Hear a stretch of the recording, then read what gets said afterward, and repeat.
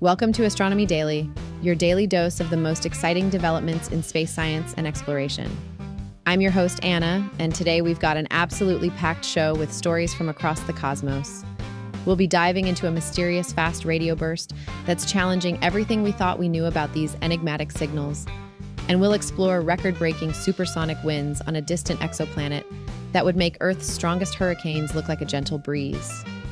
We'll also look at some groundbreaking achievements in space technology, including a remarkable breakthrough in oxygen production aboard China's space station and a historic first for European space launches. Plus, we've got fascinating new discoveries about rapidly spinning black holes and innovative plans for powering future lunar missions. So strap in as we embark on this cosmic journey through the latest and most captivating space news of the day. Scientists have made a fascinating discovery that's challenging our understanding of one of space's most mysterious phenomena, fast radio bursts, or FRBs. A newly detected burst, designated FRB 202402009A, has been found in a place we wouldn't expect, on the outskirts of an ancient dead elliptical galaxy. These FRBs are incredibly energetic pulses of radio light that flash across the universe for just milliseconds. Since their first discovery in 2007, we've detected over 1,000 of them, but this one is special. Until now, we've only found FRBs in young, active galaxies where stars are still being born. What makes this discovery particularly intriguing is that this FRB was detected in a galaxy that's 11.3 billion years old, practically a cosmic senior citizen. Not only that, but it's located in an unusual spot, about 130,000 light-years from the galaxy's center, in a region where very few stars exist.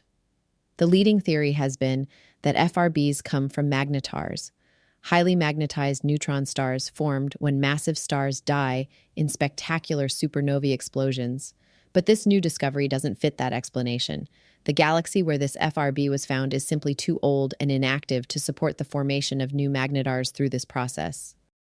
The burst was first picked up in February 2024 by the Canadian Hydrogen Intensity Mapping Experiment, and it wasn't just a one-time event. Between February and July, it pulsed 21 more times, giving scientists plenty of opportunities to study its behavior. This discovery suggests we might need to rethink our theories about FRBs. As Northwestern University's Wenfei Fong puts it, just when we think we understand an astrophysical phenomenon, the universe throws us a curveball. It's possible there could be a whole subclass of FRBs associated with older systems that we're only now beginning to understand. At just 2 billion light-years from Earth, this FRB is giving us a front-row seat to what might be an entirely new category of cosmic phenomena, reminding us once again that the universe still has plenty of surprises in store for us. And here's another surprising discovery for you. Hold on to your telescopes because astronomers have just discovered something extraordinary on the distant exoplanet WASP-127b. Using the European Southern Observatory's Very Large Telescope in Chile, they've detected the fastest planetary winds ever measured. And we're talking about speeds that make Earth's most violent storms look like gentle breezes. These incredible winds are whipping around WASP-127b's equator at a mind-boggling 33,000 kilometers per hour. To put that in perspective, that's nearly 6 times faster than the planet's rotation speed. Even Neptune, which held the previous record for fastest winds in our solar system, only manages speeds of about 1,800 kilometers per hour. WASP-127b itself is quite the fascinating world. Located about 500 light-years away, it's slightly larger than Jupiter, but much less dense, earning it the nickname Puffy Planet. What makes these observations even more remarkable is that scientists have detected a clear pattern in these supersonic winds. One side of the atmosphere is racing toward us, while the other side is moving away at the same incredible speed. The research team's observations have revealed more than just wind speeds. They've confirmed the presence of water vapor and carbon monoxide in the planet's atmosphere and discovered that its poles are cooler than the rest of the planet.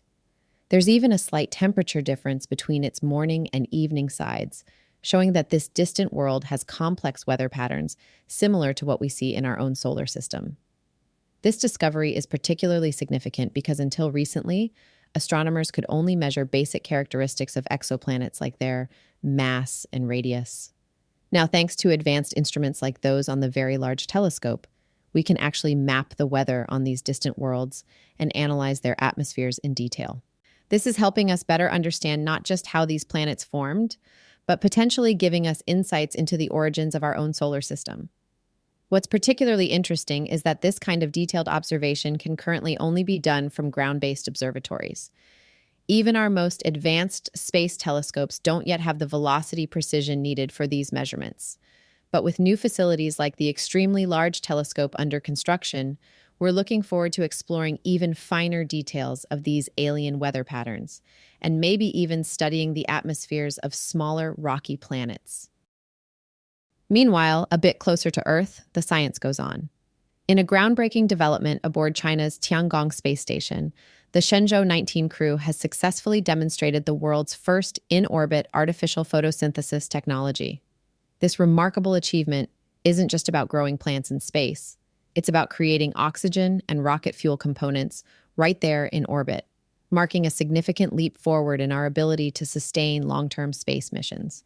The experiments took place in a relatively simple drawer-shaped device where semiconductor catalysts worked their magic by converting carbon dioxide and water into oxygen and ethylene, a hydrocarbon that can be used to create spacecraft propellants.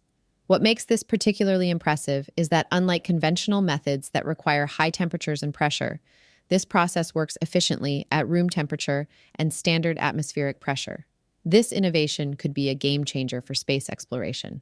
Currently, the International Space Station relies on electrolysis for its oxygen needs, a process that consumes about 1/3 of the station's total life support energy. While effective, this method simply wouldn't be practical for long-duration missions to the Moon or Mars. The new Chinese technology offers a more energy-efficient alternative that could help solve one of the biggest challenges in space exploration: how to keep astronauts breathing without constantly resupplying from Earth. The implications go beyond just producing oxygen. The system is cleverly designed to be upgraded while in orbit, allowing scientists to test different catalysts and reactions. By adjusting the catalyst, they can produce various useful products, including methane for propulsion or formic acid that could be used to synthesize sugars. This flexibility could prove invaluable for future space missions where resources need to be carefully managed and recycled. This development positions China at the forefront of sustainable space technologies, demonstrating a crucial capability that will be essential for humanity's long-term presence in space. As we look toward establishing permanent bases on the Moon and eventual missions to Mars, the ability to generate essential resources like oxygen and fuel in situ could be the key to making these ambitious goals achievable. And some news for our European listeners. Europe has just marked a historic milestone in its space exploration journey, with German startup rocket factory Augsburg securing the first-ever license for vertical rocket launches from mainland Europe. This groundbreaking authorization from the UK Civil Aviation Authority allows them to conduct launches from the Saxavord spaceport, located on the remote Shetland Islands off Scotland's coast. The license permits up to 10 launches per calendar year, with a maximum of 2 launches within any given month. This careful regulation emphasizes both public safety and environmental impact considerations. For RFA, this isn't just a regulatory win, it's a powerful endorsement of their technical capabilities and represents a significant shift in European space innovation. The company has already made significant progress in their launch preparations, though they faced a setback last August when a static fire test of their RFA-1 rocket's first stage ended in an explosion. However, they're now back on track, focusing on building a new first stage equipped with 9 Helix staged combustion engines. The good news is that other crucial components, including the second stage, third stage orbital transfer vehicle, and the fairing, are already flight qualified. This development is part of a broader emergence of European launch startups, with companies from Germany, Spain, and the United Kingdom all working to develop their own orbital rockets. The Saxavord spaceport isn't alone either. Similar facilities in Norway and Sweden are also preparing to host launches, signaling a new era of European space capability. What we're witnessing is nothing less than the dawn of a new commercial space age in Europe. After decades of relying on launches from French Guiana, Europe is finally developing the infrastructure and capability to send rockets into orbit from its own soil, marking a significant step toward independent access to space. Now, our obligatory black hole story for the day, and it's a beauty. In a fascinating discovery that's reshaping our understanding of the cosmos, astronomers have found that supermassive black holes are spinning much faster than we previously believed. This revelation comes from an extensive survey conducted by the Sloan Digital Sky Survey's Reverberation Mapping Project, which looked at black holes spanning billions of years of cosmic history. What makes this finding particularly intriguing is that these rapid spin rates are telling us something fundamental about how these cosmic giants grew over time. The traditional view suggested that supermassive black holes primarily got bigger through dramatic galaxy mergers. However, these new measurements are painting a very different picture. The research team found that black holes from about 10 billion years ago were spinning particularly fast, faster than their more recent counterparts. This suggests that rather than growing through violent mergers, these ancient cosmic monsters built up their mass more gradually, consuming nearby gas and dust in a smooth, controlled manner. It's like watching a graceful dancer rather than a chaotic mosh pit. What's even more surprising is that when galaxies merge, it actually tends to slow down the spin of their central black holes. This helps explain why we see a mix of different spin rates in more recent times, rather than the more uniform rapid spins we observe in the early universe. These findings are opening up exciting new directions for black hole research. The James Webb Space Telescope is continually discovering more distant supermassive black holes for scientists to study, and detailed follow-up observations will help us better understand how these mysterious objects grew and evolved over cosmic time. It's like doing cosmic archaeology, piecing together the history of the universe's most enigmatic objects. This research challenges our previous assumptions about black hole formation and growth, reminding us once again that the universe often has surprising ways of doing things that we're only just beginning to understand. In further Chinese space news today, Chinese researchers have unveiled an innovative solution to one of the biggest challenges in lunar exploration, keeping spacecraft powered during the long lunar night. They're exploring the possibility of using laser wireless power transmission from satellites orbiting the moon to supply energy to surface vehicles and equipment. The moon's unique rotation means that any given location experiences about 14 days of complete darkness, with temperatures plunging to a bone-chilling -200 degrees Celsius. This poses a significant challenge for solar-powered spacecraft, which need to maintain some level of power just to survive these extreme conditions. This laser system could be particularly valuable for exploring permanently shadowed craters near the lunar poles. These craters, never touched by direct sunlight, are thought to contain valuable water ice, a crucial resource for future lunar operations. Traditional power solutions like radioisotope generators have limited output and are expensive, while nuclear reactors, though powerful, bring their own set of safety and complexity concerns.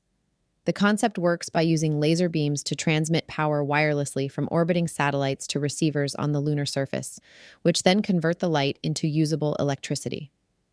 While promising, the technology still faces several hurdles, including improving efficiency, managing transmission ranges, and solving various operational challenges. This research ties into China's ambitious International Lunar Research Station plans, with missions planned for 2026 and 2028 to explore the lunar South Pole. As they work toward establishing a permanent presence on the moon in the 2030s, solving the energy supply challenge will be crucial for sustainable lunar exploration and development.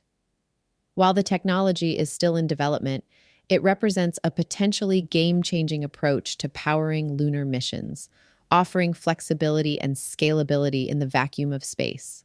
It's another step forward in humanity's ongoing efforts to establish a lasting presence on our celestial neighbor. Well, that brings us to the end of another fascinating episode of Astronomy Daily. From mysterious radio bursts to supersonic planetary winds and groundbreaking developments in space technology, it's been quite a journey through the cosmos today. If you'd like to stay up to date with all the latest space and astronomy news, head over to our website at astronomydaily.io. There you'll find our constantly updating newsfeed and can catch up on all our previous episodes. And don't forget to follow us across social media. You can find us as Astro Daily Pod on Facebook, X, YouTube, YouTube Music, Tumblr, and TikTok. We love seeing your comments and questions, so don't be shy about reaching out. If you're enjoying the show, make sure you're subscribed wherever you get your podcasts, whether that's Apple Podcasts, Spotify, iHeartRadio, or your favorite podcast platform. That way, you'll never miss an episode as we continue to explore the wonders of space together. This has been Anna with Astronomy Daily. Until next time, keep looking up. There's always something amazing happening in our universe.